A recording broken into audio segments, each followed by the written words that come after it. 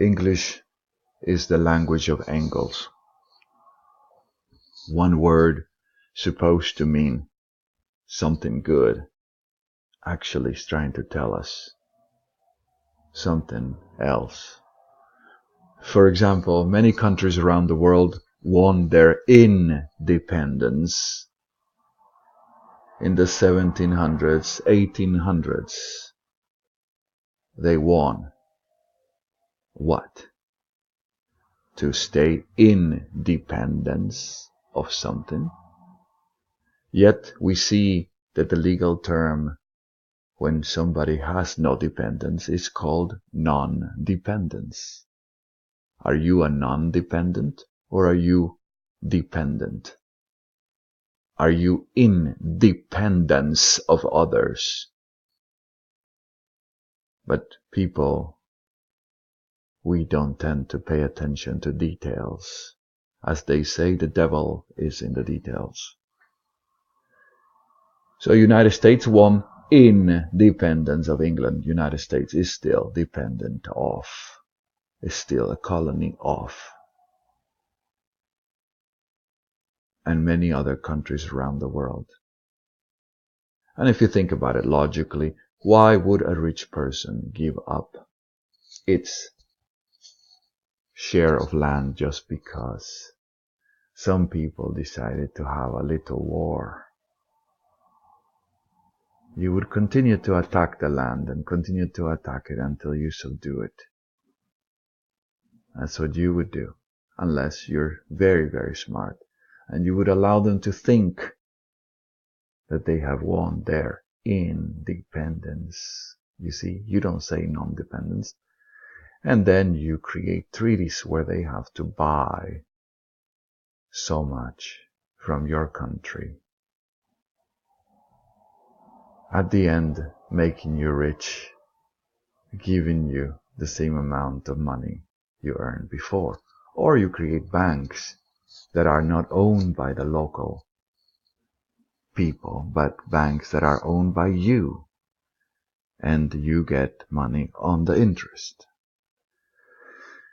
Same thing we know with mortgages and we know with other things.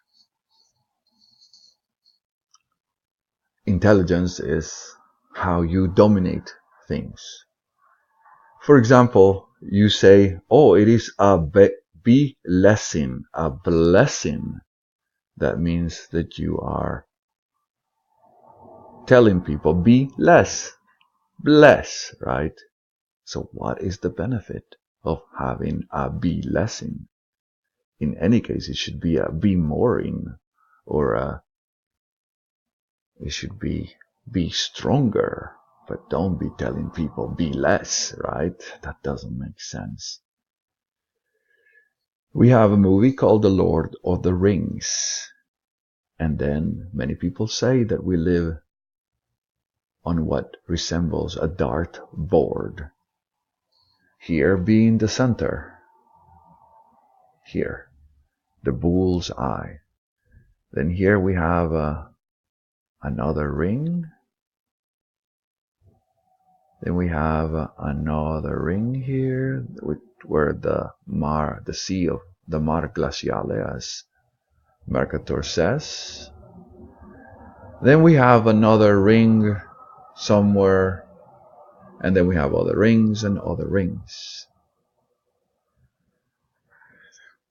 We have to pay attention to what people are saying to us. Hell, oh, right? Maybe it is true. Maybe we are living in hell.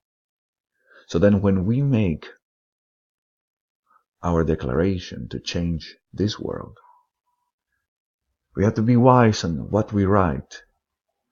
Because after all, we have to understand that to gain the power, we have to be authors. We have to be writers, right? Right-heirs. We have to be right-heirs also, like doers, or doings. So we are the people who can write things up. I mean it as it written, and I mean it as to make it right.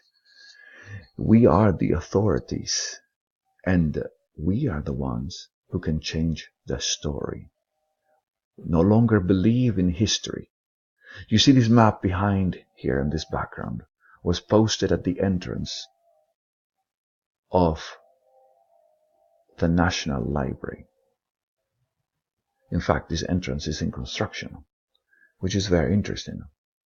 And people come to look at this map and they are in awe that this is the North Pole. And if they can understand a little bit of Latin or Italian, I'm not sure which language this is, then they can read and see that Greenland is over here and that Norway is over here and Finland and other things.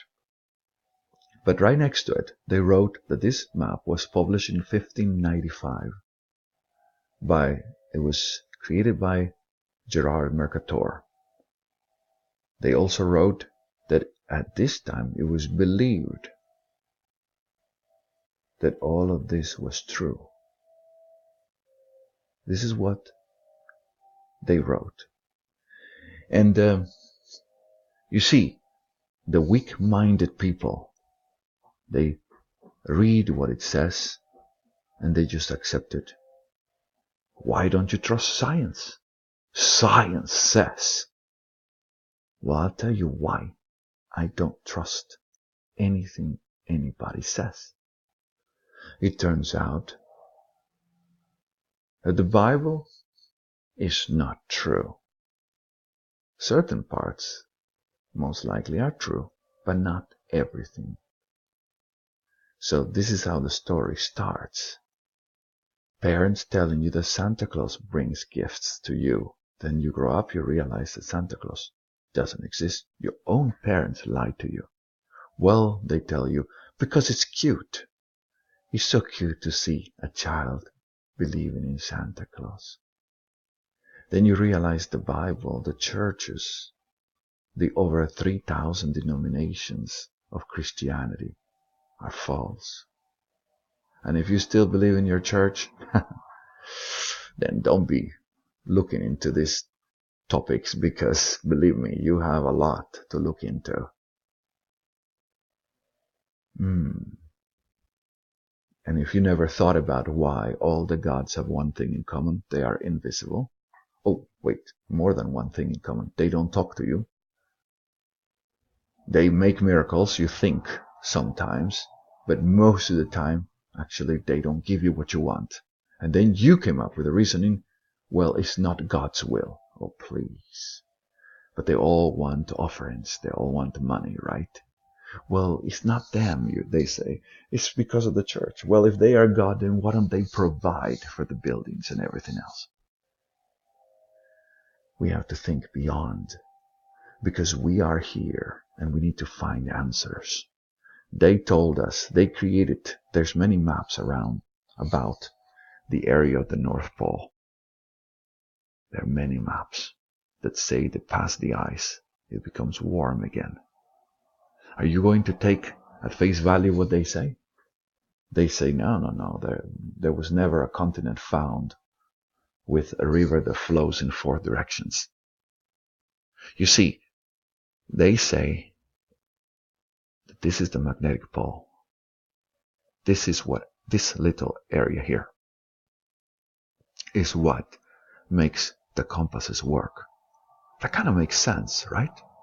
Because the needle doesn't sink in to mark that the pole is under our feet, but the needle points to a location on the surface, right?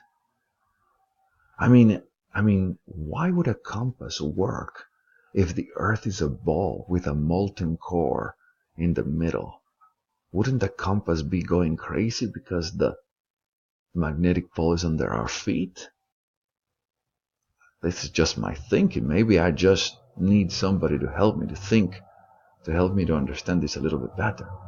But this theory might be worth looking into. So maybe I'm wrong, but maybe I'm right. And what if the legends are true? That there is an opening in this area, and that it takes you to a place called Hyperborea. What if we live in the ring, number 2 ring, and past the ice we get into ring number 1, which takes us to another place? When I was little and I was growing up in a country now considered to be a third world country, I was lucky that my parents owned a big business, that my grandfather had started a business. And people used to talk about how a certain country was very rich and that everybody wanted to flock to that country. Luckily, my family they had citizenship of that country also. And eventually I moved there. And I saw for myself that the promised land was no promised land at all. But this is what everybody believed around the world. This was the land of the opportunities, they said. And the people from all over the world wanted to come there. They spoke English, the land of Angles. Sorry, the language of Angles. People learned to spell at school, right? People sang songs, and the best singers and the best music videos, the best movies came out of this land. This is what it was believed. And so everybody thought that it was a fantastic land. And so when I started working and pursuing the dream,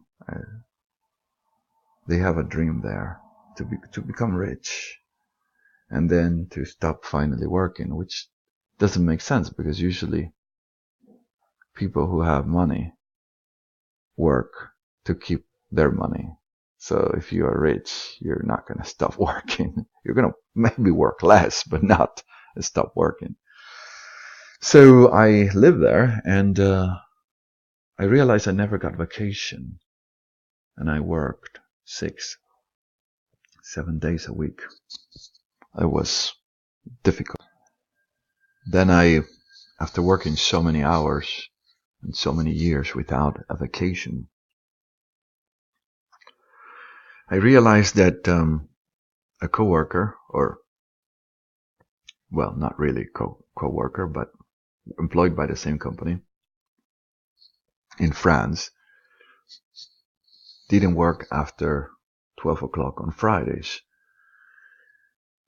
And something broke, and I, supposedly his boss, had to fix it after his working hours, which was Friday, Saturday. Then I realized he was my boss. I realized he had a better life than I had, because he lived in Europe. Interestingly enough, life seems to get better as you go north. You see, I lived in a country that spoke English, the country that owned the company, supposedly. But he who was closer to the north had a better life because he got a good salary. He didn't have to work after 12 o'clock on Fridays. He didn't have to work most of the year. I only got 1 week vacation, and they had promised me 2 weeks in the future. But even when I was on vacation, they called me because something broke and I had to fix it. And this fellow got 6 weeks vacation per year. So as we go north, we have a better life. Canada seems to be a nice country. It's closer to the north. What an interesting thing, huh? Areas closer to the north, where it's colder, have a better life. Huh.